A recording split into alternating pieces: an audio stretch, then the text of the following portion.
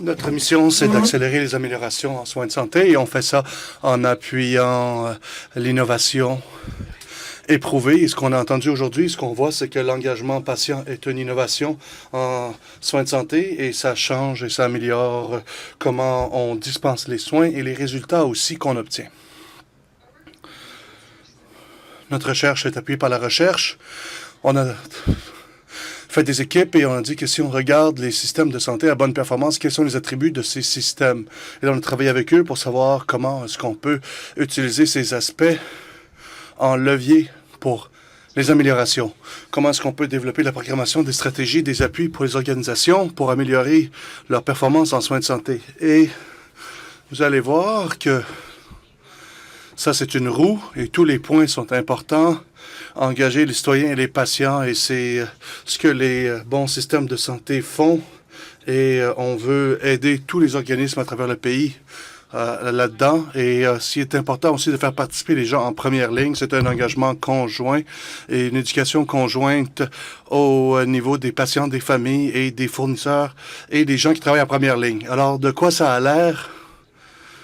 On a conçu et on donne des structures pour les organismes à travers le pays pour travailler dans l'organisation et travailler avec d'autres organisations à travers le pays pour bâtir du leadership et des capacités au niveau gestion, au niveau fournisseur et au niveau patient qui de plus en plus nous font profiter de leur expérience et nous font profiter de leurs conseils.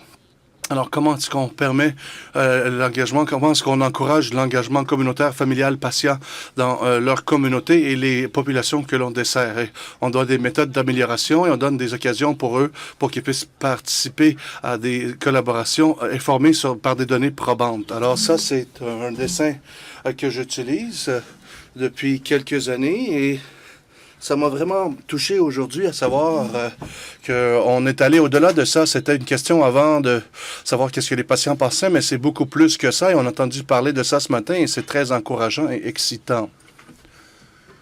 Et donc, je suis d'accord avec le commentaire d'Angela de ne pas se perdre dans les définitions. Je pense que c'est important quand on est autour de la table avec notre équipe ou en organisation d'être très clair sur ce qu'on essaye d'améliorer et ce qu'on veut accomplir. Alors, ces discussions pour qu'on ait une compréhension commune, ça c'est une définition qu'on a à la Fondation et qui nous aide avec notre travail et ça touche aux thématiques qu'on a déjà couvertes aujourd'hui, que la participation dans plusieurs activités pour les patients, les familles et les prestataires de soins, qu'ils amènent leur expérience vécue, l'expertise autour de la table qui nous manque des fois en soins de santé et on regarde d'autres secteurs et ils bénéficient de cette expérience client. Alors c'est encourageant de voir la reconnaissance de ça et des stratégies de partenariat pour bien comprendre ces expériences et c'est des partenariats et ça informe notre compréhension de ce qu'ont l'air les partenariats en soins de santé. Alors,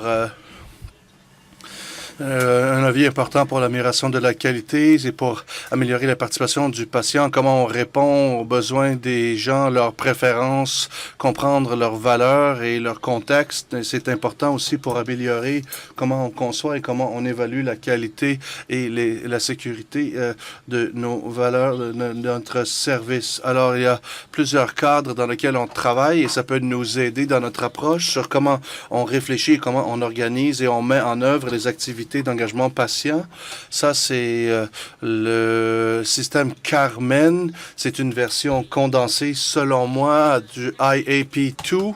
Et dans votre programme à gauche, vous allez voir ce continuum de consultation, engagement, partenariat et leadership partagé. C'est une façon de regarder différentes méthodes d'engagement et différentes façons de s'engager envers différents objectifs et différents besoins. C'est plus de consultation, de donner des informations. Et l'implication, c'est plus un échange et un dialogue d'informations. Et on regarde aussi le partenariat et le leadership partagé, de nouvelles informations, de la délibération partagée et la co-création de nouvelles solutions ensemble.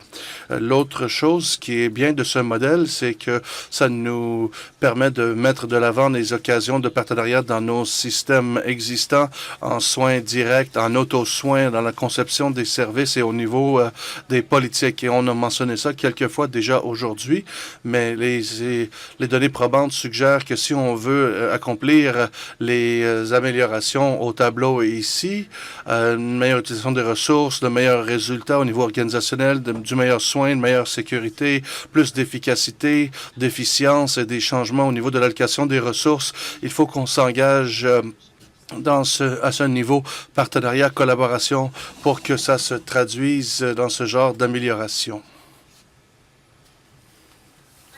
J'ai eu le privilège et l'opportunité de vraiment travailler et apprendre de 40 équipes à travers le pays dans les dernières années. J'ai travaillé aussi avec Russ Baker, Pascal Paumé et une équipe de recherche pour faire des études de cas dans 3 pays, 8 organisations, pour vraiment dire qu'est-ce qu'on en sait sur la différence que l'engagement amène dans notre système. Et l'idée principale qui est ressortie, c'est au niveau de stratégie d'engagement patient, mais c'est beaucoup plus une idée de comment créer la culture, l'environnement qui donne lieu à l'engagement et fait participer tous ceux qui doivent participer. Et on a des leaders qui établissent le cadre dans lequel on travaille et qui servent d'exemple et qui apprennent de l'expérience des patients et qui parlent beaucoup aux patients et des exemples sur comment les patients et les gens en première ligne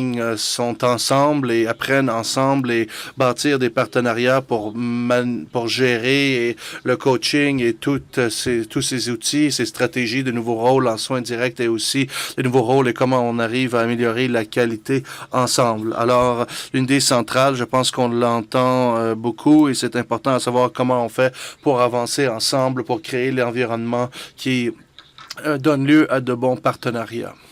Alors, on va entendre des présentations des 22 équipes qui sont en collaboration à travers les pays, qui feront des expériences dans leur propre contexte et ce qu'on sait de la littérature et des données probantes au niveau des partenariats des familles, des patients pour améliorer la qualité. On a conçu ça sur comment on peut améliorer l'engagement pour l'amélioration parce qu'on a entendu les gens nous dire, c'est en partie ce que Gary a dit, c'est qu'il y a beaucoup de données sur l'expérience patient.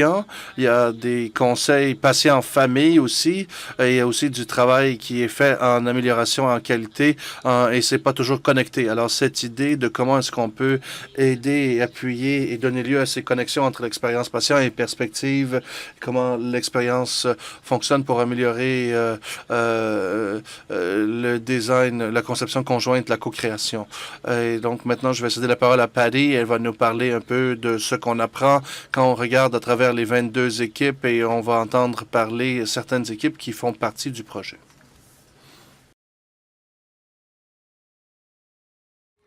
D'après ce que nous avons vu avec les 22 équipes de la collaborative, en plus d'autres travaux que j'ai effectués au cours des 5 dernières années, nous avons identifié les 7 principales caractéristiques d'environnement engageant.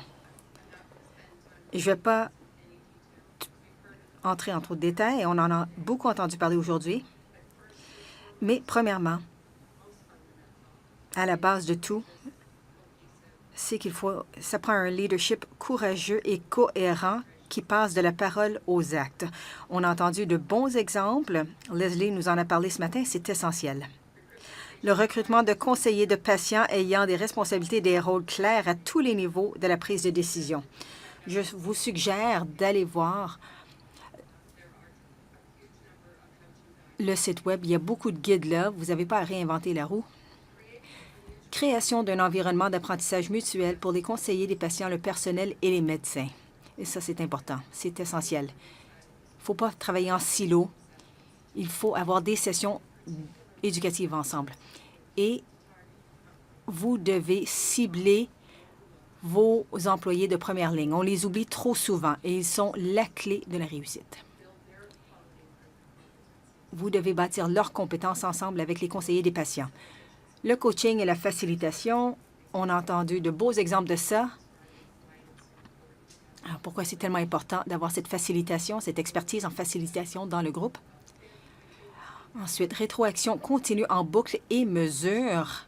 On a entendu dans une autre session à quel point c'est important et Gary nous a donné de beaux exemples surtout à la première ligne, de leur montrer comment faire des mesures très simples, parce que c'est ça qui va leur aider à se faire une idée. Ce n'est pas les données administratives qu'on envoie à des niveaux élevés. Ça nous prend les deux au sein de l'organisation.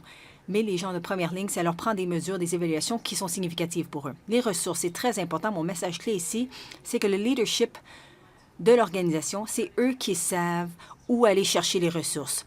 Les employés de première ligne, ils ne savent pas ça d'habitude. Donc, pour ceux d'entre vous ceux qui font partie de la direction, bon, mais vous devez aider les gens à trouver les ressources financières. Et finalement, le leadership du gouvernement et sa collaboration, surtout lorsqu'il est question d'établir des cibles provinciales. Je pense que certaines provinces ont mieux fait les choses que d'autres. Et c'est frustrant que les gouvernements ne se servent pas de ce levier-là plus fréquemment et de façon plus puissante. Il faut lever la barre afin qu'on atteigne vraiment ces niveaux-là. Et penser aux incitatifs, aux innovations et à mandater le processus de partenariat. Et en quittant, j'aimerais vous laisser savoir qu'il y a une plateforme de ressources sur la participation du patient. C'est sur notre site Web et à partir du mois d'octobre, c'est disponible comme application. Donc, il y a beaucoup de ressources là. Allez-y, c'est un guichet unique. Ça va vous amener partout dans le monde pour voir quelles sont les meilleures ressources et les meilleurs guides. Merci beaucoup.